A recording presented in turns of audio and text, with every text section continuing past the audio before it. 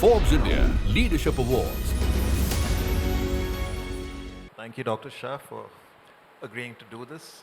So let's probably start with that first question of what does it take really to lead a diversified group like Mahindra, right? You have operations in auto, farm, holidays, finance, IT services.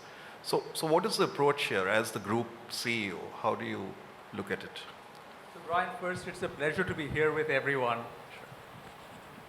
And with regard to what does it take to lead a diversified company like ours, I go back to what someone told me many years ago, which was to to get control, you have to give up control. I'd never really understood at that point in time. But over the years, I've practiced a lot more of that, which is empowerment with the teams, frankly with my children as well, where I learned more than what I learned in office. And that really has played out very well in a role like this, because we are a federation of companies. We have great leaders across all our businesses, and it's about giving them control to be able to do what they need to do. At the same time, it's maintaining a fiscal discipline and having the ability to take hard calls where required to be able to reward our investors in terms of what they need. So it's a combination of that. So that brings me to what Anand Mahindra would say that, we function like PVC investors, right? And the group is a federation of companies, and we allocate money to who kind of deserves it or who wants it, right? So do you still follow that approach, and what are the benefits from such an approach? So let me start with the benefits first. If we go back to 2002 when the Nifty was created, for a period of 17 years since then, till 2018, M&M was the best performing stock in the Nifty.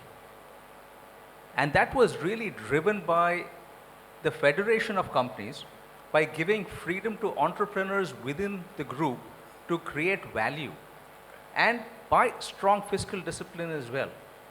So that is a formula that has worked very well for many years.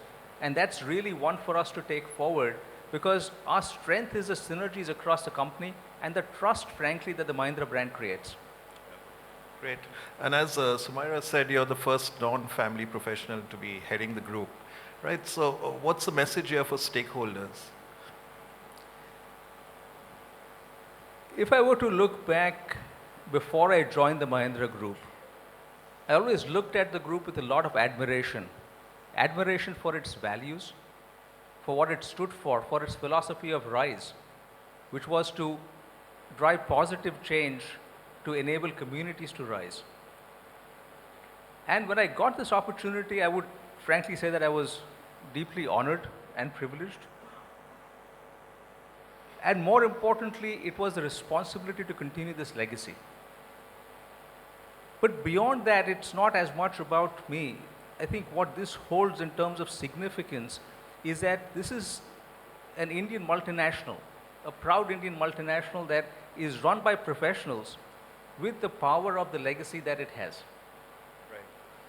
Okay, I want to ask you a question on ESG leadership, right? I think companies are under increasing pressure from stakeholders to formalize an ESG kind of framework, right? So, and this also calls for a certain kind of leadership, the ESG leadership. So what would be the responsibilities of leaders in the ESG regime, or for an ESG leader, so to speak? So I like going back to history, as you've seen, because it sometimes gives a good perspective. So I'm going to go back to history again, this time 75 years ago, or 77 years ago to be more exact. In 1945, when the Mahindra Group was founded, our founders placed an ad in Times of India.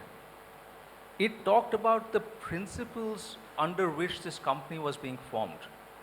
It talked about the dignity of labor, about giving back to society, about the importance of not looking at things with the lens of caste, creed, or religion. And this was really the DNA of the group that had been put in place. So ESG, while being a term that's used right now, is really in the DNA of the group and frankly of many other groups in India. If you were to look at India, it stands out versus the Western world, which has coined the term ESG. But for us, society is an important part of who we are or what we do. Right. And therefore, We have to take that leadership, again, not just in India, but lead across the world. And if I pick sustainability in particular, climate change is real. It is a huge problem for us, and if we don't collectively act, we will not be able to reverse the 1.5 degrees of warming that we need to reverse. And here, governments alone can't do it. It has to be a cooperation between the private and the public sector. We started our journey about 15 years ago and have made a number of commitments, have taken leadership in being water positive and reducing energy, and have committed to being carbon neutral by 2040. So these are various actions that we work with various companies together to take, to innovate, to be able to get us to a carbon-free world. Okay. So that brings me to this fascinating debate between purpose and profit, right? As capitalism increasingly gets a bad name, I think there are all kinds of solutions to it, like stakeholder capitalism, conscious capitalism. Do you think it's really possible to place purpose before profit? So I go again with facts. We are a purpose-driven organization, and we have created the most amount of value over 17 years across the Nifty. So we have been able to balance both purpose and profits. I would actually say that purpose drives profit, because without being a purpose-driven organization, it's sometimes tougher to really be able to deliver the kind of profits that our investors want. Because purpose defines who we are. It helps attract the best people. I've joined the Mahindra Group because of what it stood for. And there are many others like me who are my colleagues today who joined over time. Purpose attracts customers. And more so in the world today, customers are conscious about who they associate with, who they buy from. And therefore, purpose is a very important part of driving profit. Okay, one last question. I know you have a lot of inspirations from various entrepreneurs and CEOs, but I also believe that you also have somebody who's inspired you from the sporting arena. Could you tell us who that is?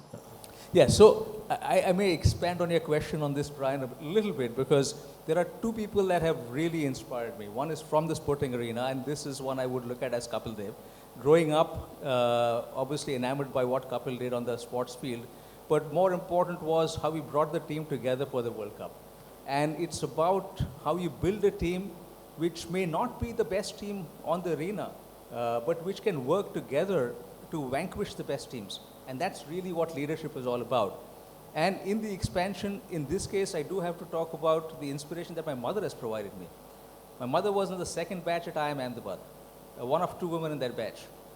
And she was an entrepreneur who set up her own business in the late 60s with marquee customers like Colgate, Siva Gaigi at that point, and many others.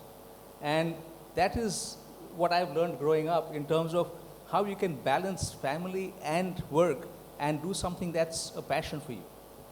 Great. I think that's a very inspirational note to end on. And thank you, Dr. Shah.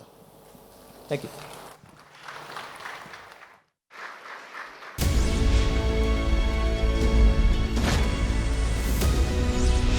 Forbes India Leadership Awards